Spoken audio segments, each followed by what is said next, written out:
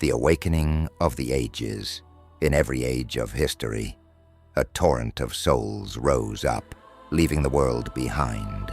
Men and women of every time, kings and servants, scholars and fools, awakened from the dust of the earth. The ground gave up its dead. The sea released those who slept within it.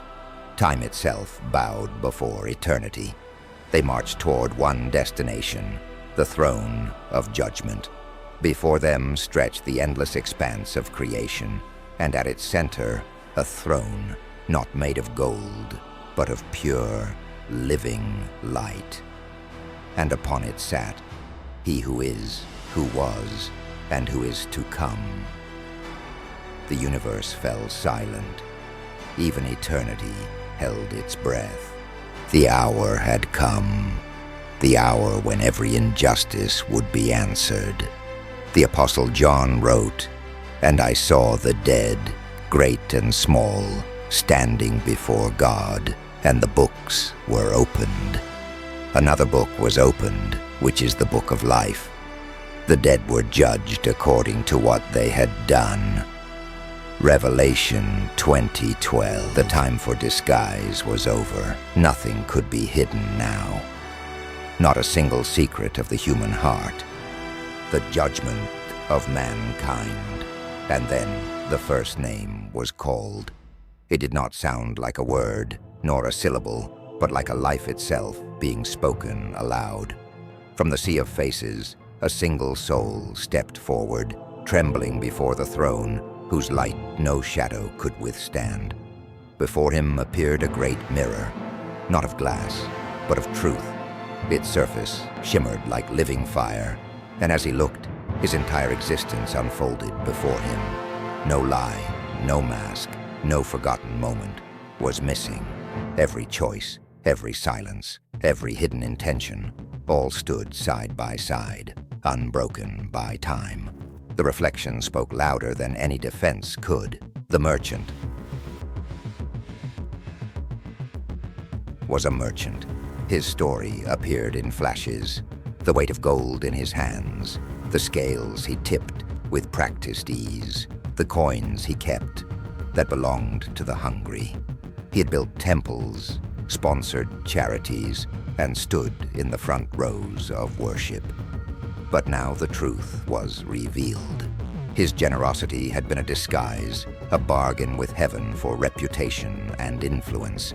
The crowd saw it all.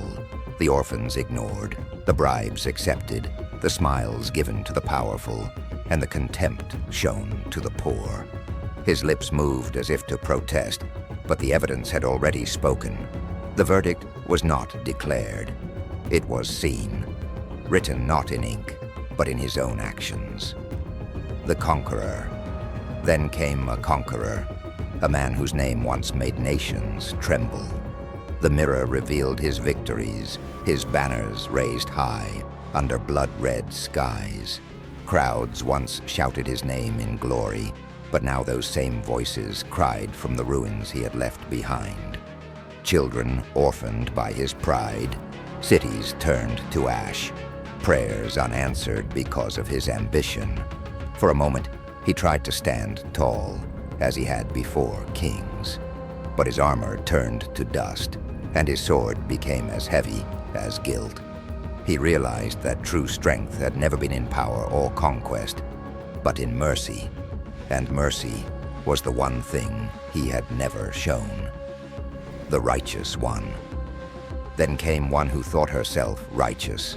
Her reflection began with beauty, her good deeds, her service, her reputation among the faithful. Applause echoed from the lives she had touched. But then the mirror turned deeper. Behind her smile, envy took shape. Behind her prayers, pride whispered. Her words, meant to uplift, had sometimes destroyed. The praise she sought from others had taken the place of the God she claimed to serve. Her good works became chains, polished, shining, but heavy with hidden sin. Others, one by one, they came.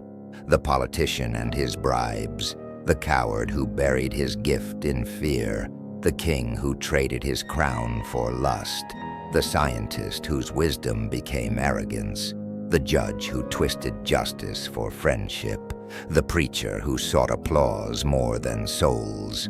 Every face told a story.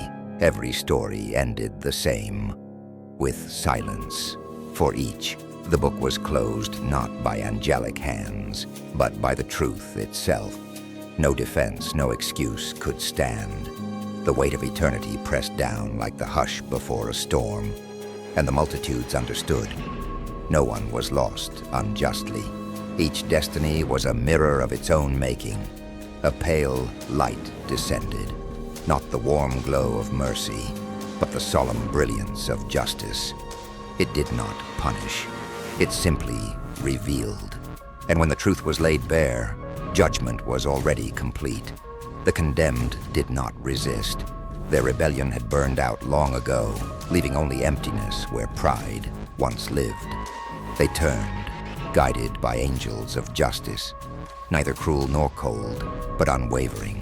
A great wind rose as a portal of fire, and darkness opened before them. It was not chaos, but order, the end of corruption, the closing of a story written since Eden, and one by one they passed through. There were no cries, no bargains, no final words, only the echo of choices long made. The second death received them, silent, inevitable, final. Heaven watched, not with triumph, but with tears. For even in justice, love remembered what was lost.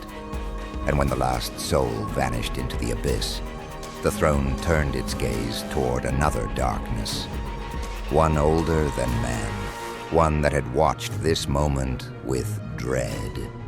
The fallen angels awaited, and when the last human soul had vanished into the abyss, the throne did not rest.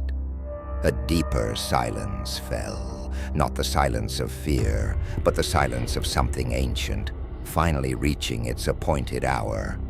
Then the focus of heaven shifted. From the far edges of the assembly, they were brought forth, the ones who once walked in light, not mortals, not flesh, but thrones and powers that had fallen before the first stone of Eden was laid. They did not stand proud now, bound in chains of living light, their wings once radiant, now frayed and dim, their glory eaten by ages of rebellion. They awaited a verdict that had been written since before time began. No books were opened for them. Their sin was not counted. It was carved into reality itself. The universe bore witness to their treachery. The stars that dimmed when they rebelled, the nations they poisoned, the wars they whispered into flesh, the altars they built with fear. They did not speak, they did not beg. They knew their sentence was older than mankind. And as the throne gazed upon them, even the angels who remained faithful did not rejoice. For this was not victory. This was the burial of a wound in creation.